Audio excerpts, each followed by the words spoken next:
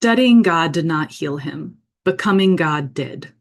That's a quote by Mark Nepo, and it's the center of this episode today. I'm here to remind you of your own power and your own access to healing. Because, my friends, reconnecting with who we are, the cosmos, and nature is the key to healing the world. We are in the middle of an eclipse, meaning the eclipse is on actually August 12th, but the energy surrounding the eclipse is building this week and we'll feel it the week following. This particular eclipse is in the sign of Leo, which is all about our pride, our leadership, and how we're seen. This eclipse is also happening next to the South Node, which is a point in the sky that's all about clearing, releasing things. And so it's rather remarkable to have this big, glow up happening right next to a clearing. And it's very powerful for us. What it means is that we can shed identities that no longer serve us, and we have the sky on our side. What it means is that we can step into the roles that we were meant for. We can see them more clearly. The irony of the shadow of an eclipse is that it reveals the light that we were meant for. I talk a lot about shadows and shadow work. Go listen to some of my episodes about that because I talk about what shadows can reveal, specifically in the full moon or the new moon in you, okay? Go listen to it. But for now, I've got some powerful wisdom from some of the greatest minds of our lifetimes to share with you. So, first of all, to just talk more about the eclipse, I can't emphasize enough how much you should download Chani's app and research her stuff because I believe she's one of the wise sages of our time. She's just fantastic. You can watch her videos on YouTube, listen on podcast platforms. It's so helpful. And she describes astrology in this way that when you're born, right? This is where your birth chart comes from and where all the information about your sun, moon, and rising signs, right? Like the big three that kind of make up who you are and your motivation for life. They're kind of stamped when you're born. Think of it kind of like a selfie for your soul a little bit. She talks about a way of thinking of astrology as our connection to the sky. We are taught, especially in American culture, that we are separate, we are distinct. And this is some of the ego portion of this eclipse that maybe needs to fall away. This inflating of just self-importance and dehumanization towards others because we raise ourselves up. These are the kinds of things that we need to clear, and they're the kinds of things that actually separate us from ourselves.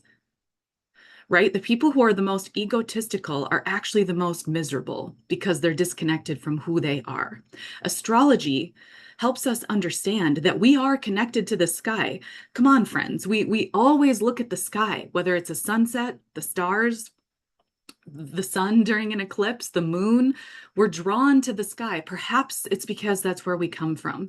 Perhaps it's because the part of us that is infinite, knows that that's home. Chani describes your birth chart, right? The moment, that snapshot of what was going on with the planets when you were born.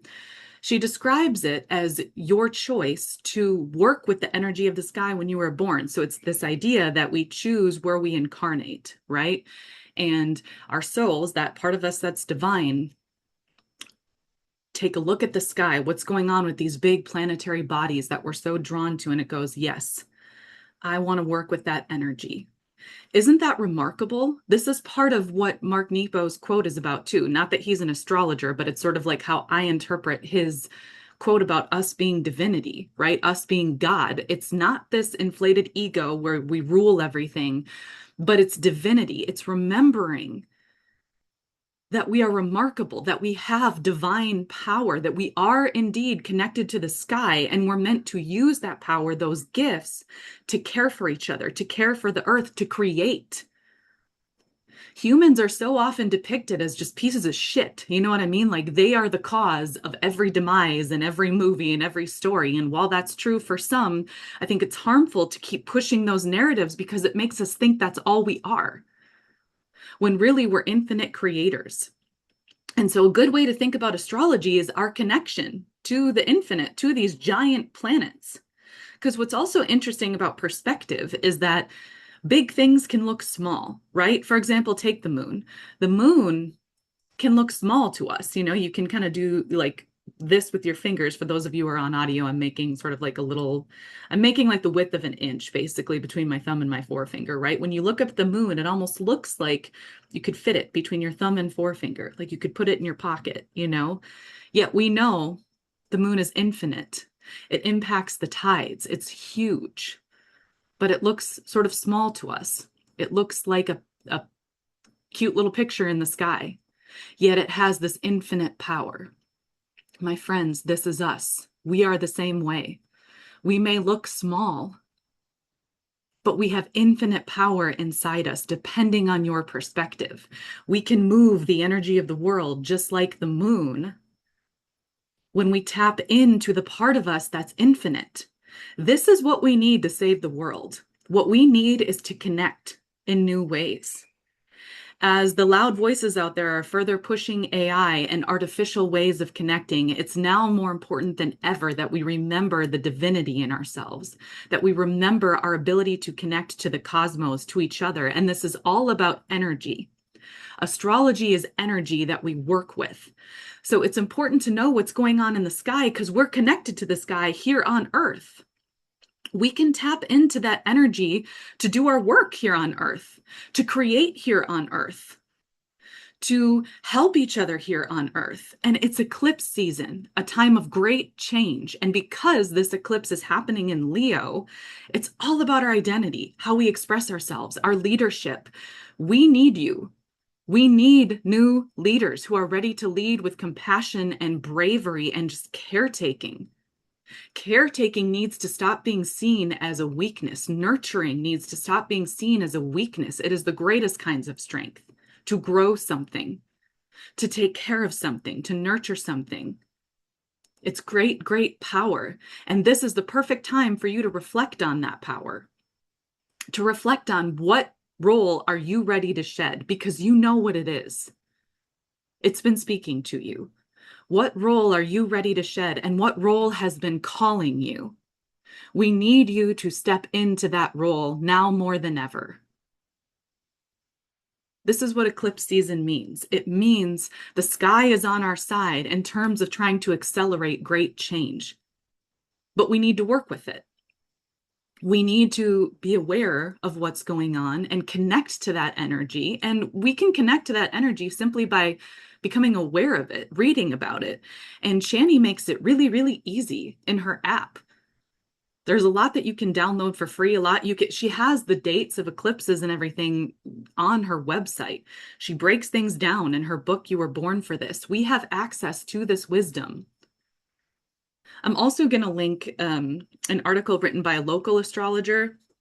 She lives near me. Her name's Kathy Gnatic, and she wrote a really helpful article on this eclipse and how it applies to each of our rising signs. And your rising signs it's the sign that was on the horizon the moment that you were born. It kind of determines the layout of your whole chart, so it's extra important. You can find out what your rising sign is but on Shani's website. Like, she literally, even if you don't download her app, which you should, you can just go to the birth chart section of her website and type in the day, time, and location that you were born in and get that information. And so I'm going to link Kathy's article because she specifically lays out how this eclipse might be impacting you. And when you bring your awareness to the energy that the sky is trying to gift you, well, once you're aware of it, then you can start taking some steps towards, okay, what do I do next? Please don't think that this means that you need to have everything figured out. It's not like, oh my God, it's an eclipse. Okay, I got to go do something. No, it's not that. It's simply a matter of bringing your awareness to how this eclipse is impacting your specific energy and listening to yourself. Spend some time just journaling. Open a Google Doc and ask yourself questions. Type out your questions, because here's the way the universe works. It doesn't give us immediate answers all the time. And we have been so conditioned in the American education system to think that there needs to be an immediate answer. And if there's not, then we just don't get one. The universe works through the energy that we're connected to, and it does great things. So when you ask a question, The answers are going to come to you via the path that you're set on. And I know this can feel disappointing because, again, I can relate. I'm a very action-oriented person. I want to do it right now. And, it's frustrating. It feels like we've lost something or we're losing when we can't get an answer right away. But if we can reframe, if we condition ourselves in a different way to be open to connecting to these powerful forces on our journey, well, that leads to a more full life where you wake up every day and instead of needing an exact answer, you connect to what's around you and the gifts that that offers. And I can tell you, when I've started living this way, where it's like I've opened to the energy around me, I've seen beautiful spiritual things, actual spirits in my house appearing in the forms of white wisps that were so thick and obvious. My stepdaughters thought there was smoke in their room. Yet it was this beautiful guardian spirit watching over my family and I. I've opened to seeing how many flying creatures are in the sky. Y'all, I'm a bird watcher now. I never thought I would be because I've been terrified of like seagulls and crows my whole life because they swooped at me when I was young and stole my sandwich, and that's a story for another time. But I've had these amazing encounters with beings, owls, hawks, bald eagles, because I started opening to the energy of the animal world. And part of this is coming through the things that I read, books about reconnecting with nature. There's wonderful, wise folks who put their wisdom out there for us to connect to guide us in this journey. And so when you stop looking for immediate answers of, I have to know what to do right this second, and you just open yourself to the energy of the world, well, nature starts speaking.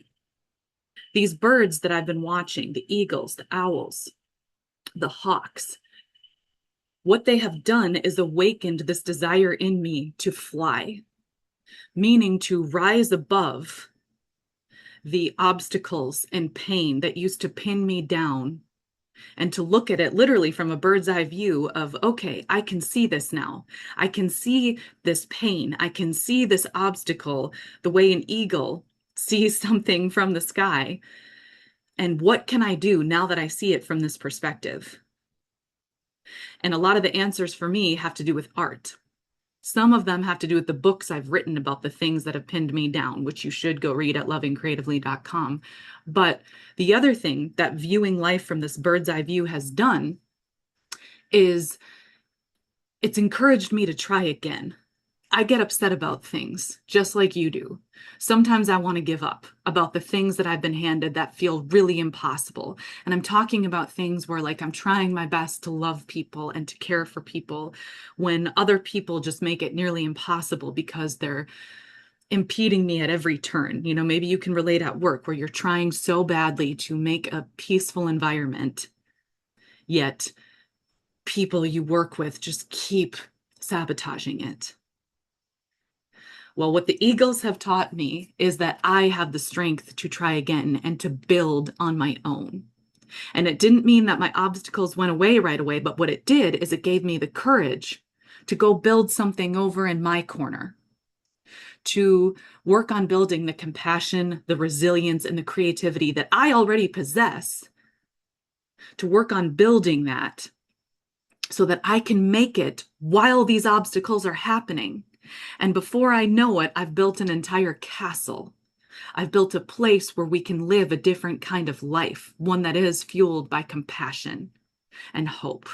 And for me, that looks like my creative stories, right? Building a life of creativity. That's what it is for me. Whatever it is for you, I just want to encourage you that even while you're enduring some bullshit, if you change your perspective, if you start connecting to the beings around you, you will see what you can make. And that's what matters the most. And you will build your own power. Because my hope, especially with this eclipse, is that the folks who live their lives compassionately, creatively, kindly are the ones who are going to create the new world order. And yes, you are an important part of that. You're literally connected to the sky, and it's a map for you. A very simple way to even look at your birth chart. And again, Chani breaks this down, but like look at your chart ruler. Did you know that there's a planet that steers the direction of your life? It's going to be typically Mars, Venus, Mercury, Saturn, the moon, or the sun. I think those are the big six. It's going to be one of those. But did you know that you literally can look to the sun, can look to Mars, can look to Venus like a mentor? All you have to do is look in Chani's app, find out your rising sign and which planet rules that rising sign, because there's someone who's in charge of your rising sign, and then see where that planet is in your chart. See what house it's in, the setting, like what area of life where your planet's in, and see the sign it's in, right? Like Leo, Scorpio, Aries, all that stuff, okay? And that alone, where your ruling planet is, will give you a huge clue about your purpose, because the houses are the areas of life, right? It's like, okay, is your chart ruler, is your planet in the area of life that's about death, the spiritual death, meaning like helping people with transitions through death? Is it in your fifth house of creativity and children? That means you're supposed to live out your life's purpose through working with children and creativity. Is it in your second house of money and resources? Is it important for you to be an entrepreneur, to build wealth, to work with material resources? I mean, even just finding that out alone will give you a big clue about your life's purpose. So I can't emphasize enough that you check out Chani's resources. But with that being said, the points that I'm trying to make is that we need to connect to the world around us, the sky and the animals. And there's lots of books about, rather than seeing as animals as something we consume and dominate, maybe look to them as teachers, because they are living beings that we are sharing this earth with. And any place where you're sharing a resource, and we're literally sharing the earth's resources with animals, any resource that you're sharing, you should be collaborating with those beings rather than just taking and consuming. I hope that makes sense. I'm going to say it again. Any place where you're sharing a resource is also a place where you should be collaborating. We all share the earth with animals, with each other, with nature. The tree outside, you're sharing earth with the tree outside. So connect to these things. A huge help for me, and I'll link it, was this book called Animal Speak, where you can learn to connect with, nature's resources. William Bloom, also great resource for connecting with the spirits of nature. The way that I learned about all this is I brought my attention to it. This is what comes back to this point about attention being a precious resource. What you bring your attention to is what you bring your gifts to. Stop consuming and start creating. You are so much more powerful than you might believe, and we need you. And now, during eclipse season, it's the perfect time to work with this energy, to connect with this energy. It's the perfect time. Now. I'm going to link the resources that I shared in the notes. I'm going to link Chani again and Kathy and the Animal Speak book, all of it, okay? But what I really need your help with is sharing this podcast. There's people who need to hear it. So please start engaging with me, because I also need to hear from you. Some of you have, and I'm grateful for that, but I need to hear, what's resonating, what's helping, what do you want more of? But, of course, and as always, thanks for coming.